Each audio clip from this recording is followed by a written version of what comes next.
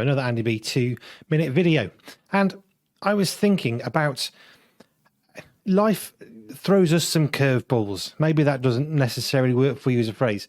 You've been knocked sideways. You imagine you're walking down one particular path and something happens, it kind of slams you against the wall. Well, that's something that happened for us over the weekend. We discovered something that was not exactly what we thought was going to happen, something quite dramatically different to that. And my first reaction, and really our first reaction, was, this is really bad. This is really serious. How are we going to get through this? We've been thrown to the wall. We've been thrown a curveball. Something came at us from an angle we weren't expecting, and it kind of took us out. Now, to be fair, I'm not the greatest at dealing with that kind of stuff. My wife is. She tends to reflect a bit later. Her initial thing is great, and then she might stumble a bit afterwards. But me personally, when something really bad happens, I'm not, Joe. I'm not that calm. I'm not that peaceful. I kind of go into a panic mode of, we're never going to survive this. How are we going to cope? And that's where we were Friday night, Saturday. We had a busy day of filming, which was really, really good fun. But always is this nagging thought of, yeah, but we're not going to make it. We're not going to make it. This has changed. This is really hard. But actually, God was already ahead of that.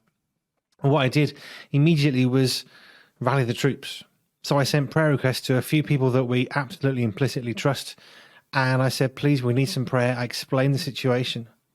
And they prayed for us. Knowing that there's someone praying for you can change everything.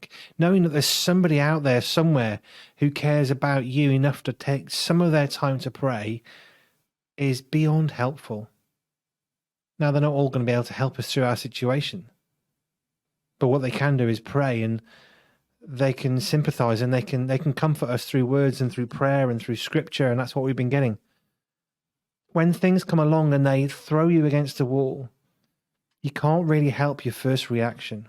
Yeah, you can work on it to some extent, but that initial reaction, that's kind of part of your character. But it's that next bit. How do you then respond? If you're getting thrown against the wall, your first reaction is to respond to being thrown against the wall, but what do you do next? Mercifully, gratefully, thankfully, I got people to pray because I knew I wouldn't do a great job of it. So if someone asks for prayer, pray for them.